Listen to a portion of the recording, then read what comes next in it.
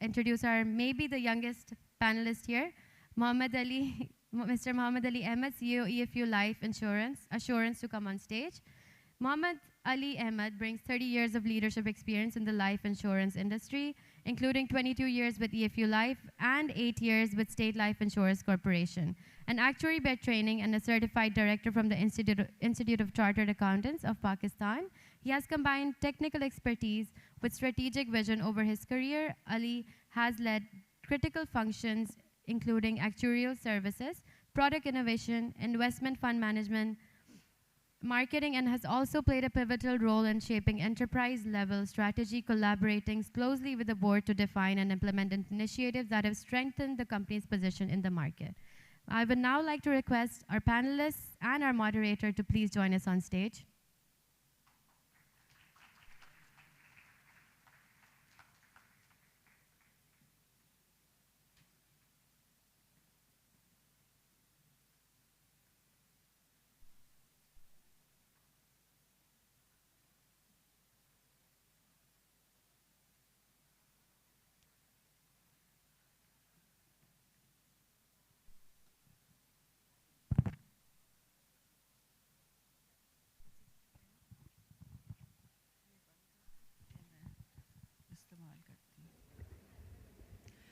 So, welcome to our distinguished panelists, and many thanks to our keynote speakers. I think you've really set the scene well, and one of the very strong messages that come across from the speeches this morning is that there is a strong business case for investing in women and having women in leadership positions, be it political, be it in the bureaucracy, be it in business as executives or entrepreneurs, and of course as community thought leaders. So this panel is about business. And of course it's about the formal sector because it's the formal sector that does commit to mainstreaming gender. And unfortunately, the informal sector, we don't have enough data and statistics. And therefore, we really, in a way, they get left out of the conversation. So, having said that, the formal sector is subject to a lot of regulation around diversity and inclusion. And we do wonder whether that regulation has had impact and whether things have, I wouldn't say improved, but I would say taken a step forward. So Mohammed Ali. Mohammed Ali, I've heard speak a number of times, and he is extremely passionate about the subject. He's the CEO of EFU Life. And I want to go back to something that Asif said, which is we don't see enough women on the factory floor. Now for you, I would assume as an insurance company, it would be your sales force. So could you comment a little bit about that? And also generally the scenario in your company vis-a-vis diversity and inclusion. Sure, thank you so much. Thank you for having me here. So let me just cover diversity from the angle of gender diversity first. So EFU Life over the last, at least the last 5 years, we've made very conscious efforts to, based on merit, to have women in our workforce, where today, after that period of 5 years and the various efforts we've done, 20% of our senior leadership team comprises of women, and this number was, I can say, 0 5 years ago. Today, about 25% of our overall head office workforce, which is around 700 individuals, mostly knowledge workers, comprises of women. You spoke about an insurance company. We have a large distribution setup where We have presence across Pakistan. We have what we call insurance sales agents, sales consultants, financial advisors. These are individuals who are our feet on street. So EFU Life in the private life insurance sector, we have the largest feet on street, around 8,000 individuals who sell insurance. Out of that, around 15% are women. But I think the more interesting factor is that in the top 10 sales consultants, and this is based on various performance indicators, in the top 10 sales consultants, 6 of them are women. So that actually shows that even if 15% in the overall, but in the top 10, more than 50% actually are women. And they belong to not the main cities like Karachi, Lahore, Islamabad. They belong to what we would say second-tier cities. These are cities where it's generally considered inappropriate for women to actually step out of the house and be part of the workforce. And especially a job like an insurance sales agent where the agent has to be out there, go and meet people, effectively knock on doors and try to sell insurance. And that's where these females who are educated, but they were only waiting for an opportunity to be given to them. And they were able to get this opportunity at least as part of our organization. So we are making conscious efforts in this area. Also, when we speak about the organization as a whole, we, of course, gender diversity is an area where, yes, there is focus, but perhaps I can briefly touch upon a few other facets of diversity as well. Yes, please. Because these are areas which are generally not spoken about in events and conferences, but at least within EFU Life in our organization, we found them to be beneficial for the growth and the progress of the organization. So, of course, the topic is about women and women empowerment, but there are 2 other facets of diversity that we in our organization are consciously working on. The first one is generational diversity. So at this point in time, the teams that I'm leading, the entire organization, we have 4 generations working together. So we have the baby boomers, we have the Gen X, the millennials, and the Gen Zs. Now the 4 generations, their view on life in general is very, very different. Their experiences are very, very different. So for me as a CEO, when I put these 4 generations in a room and we are debating on a topic, the kind of diversity I find in the thoughts that come together, in the experiences that come together, it's fascinating. And then we try and leverage on the strengths of each of these 4 generations. So while we have the curiosity of the Gen Zs, we also have the wisdom of the baby boomers. While we have the purpose of the millennials, we also have the pragmatism of the Gen X.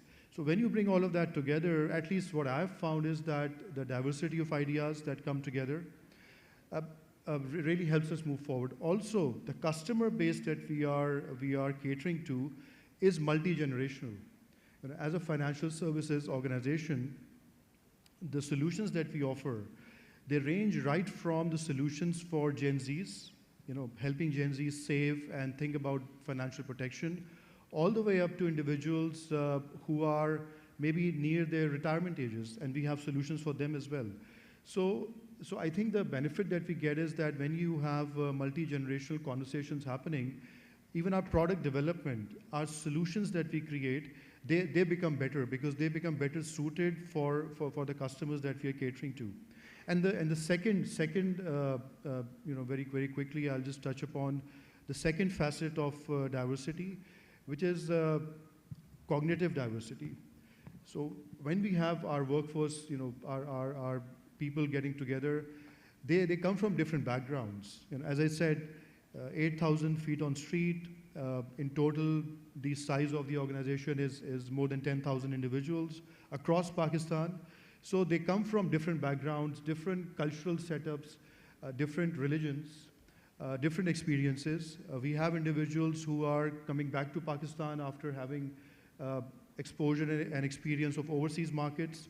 So when you put all of them together, irrespective of gender and generation, that also is something that we found out to be beneficial for the organization. It just helps us think in better ways. It helps us challenge conventional thoughts that we've had, because you have people with different experiences and different viewpoints getting together.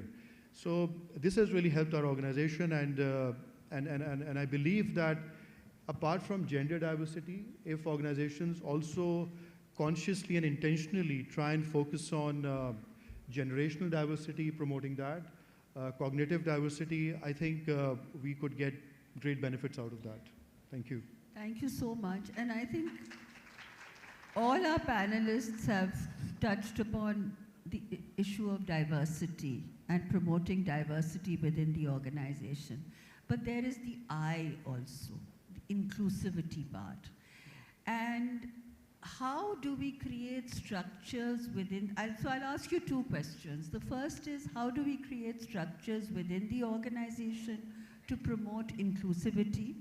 Because even internationally, some of the studies show that women feel that they do manage to enter organizations, but they don't feel that their voice is clear within those organizations. So the first question is the strategies to promote inclusivity within your organization. And the second question is promotion. How do we get more women into the C-suite? So perhaps, and this is a question to all three of you. So I view inclusivity as, I would say, the glue that holds diversity together. That's why you have the D and I together. That's how you have the conversation. Now, inclusivity has to be intentional. It has to be conscious. It cannot be accidental. That's how I look at it. And also, it doesn't. Inviting someone to be part of, to be on the table, is probably the easiest part. But getting that person heard and acknowledged, I think that's where the other facets of inclusivity also come in.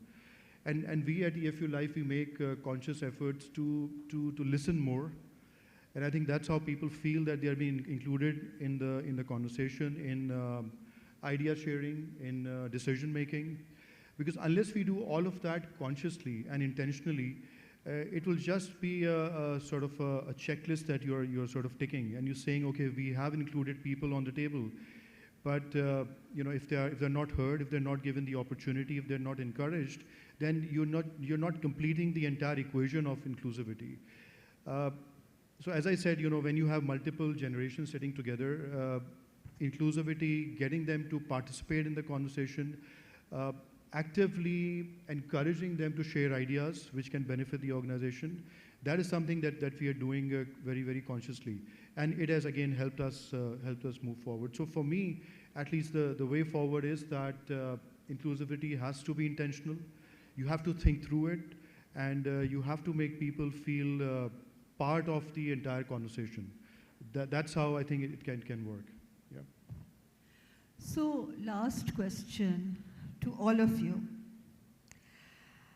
I think D&I, yes, it's a responsibility in terms of leadership, but it's also a responsibility for the organization as a whole, including the women who come in through those management trainee programs or who come into the sales force, etc. So this is really a question to the three of you. If you, what is your message to the young women who are entering the workforce today? My message would be that not every workplace is equal. Not every workplace is supportive of women and their contributions. Some organizations are more supportive compared to others. The sector that you go into also matters. So my message would be that a young woman coming into the workforce, believe in the power that you have to make a positive impact. I think that's the first point that comes forward. Then no matter what kind of organization you're part of, create alliances with the right people, because you need support of your peers to move forward as well. But if you believe in your thoughts and the contribution that you make to the organization and the impact, at some point in time it's going to become visible and you will be recognized. That's my message. Thank you. I think there's some very strong messages here from our leaders. And I hope that the young women in this audience will take those messages and take it forward, because I agree. I agree with what Asif is saying, what Javed said, what Mohammed Ali said. There is no glass ceiling. And therefore, the ones who are going to reach the top are the ones who are going to believe in themselves, and they're going to make those strides. Yeah. So I just want to end with a very sweet anecdote where I met this gentleman, and he worked for a local cement company, and he also teaches at LUMS. And he said, young people come and they ask me about work-life balance. And I tell them that, work-life balance is a good thing, but it's not a good thing if you want to be CEO. So I also feel the same thing about women executives, that, once you get the foot in the door, and the people sitting here can help you to get that foot in the door, after that, you have to make the effort to fly. So, any last thoughts? My last thought will be on the Gen Zs, and let me connect it to, when we interview nowadays Gen Zs, they, as you said, they ask about work-life balance and everything else, but also there is awareness about diversity and inclusion. So they do ask us that as an organization, what is your policy on diversity and inclusion? What are your ratios? And I think that's quite heartening, because this Gen Z in the next 10, 15 years will eventually end up in senior leadership positions. And if from a very early stage they are conscious of this fact, I think the next 10, 15 years, once they come into leadership and CEO kind of roles, they would be the ones championing diversity and inclusion. So this is my last thought. Thank you. Thank you so much. Thank you, Mohammed Ali, Asif Juma, and Javed Qureshi. Thank you. Thank you so much for a very insightful discussion. We will now open the floor to a few questions. If there's any questions, kindly raise your hand. The mic will be passed on to you. Yes. Please raise your hand if you have any question. Oh, okay. Everyone's very hungry, I guess. So we will now like to invite the President of National Bank of Pakistan, Mr. Rahmat Ali Hasni, to present the token of appreciation. Please join us on stage. And please give a round of applause to all our panelists and our moderator, Ms. Nausheen. Served outside in the hall. We will resume at 11:45 sharp.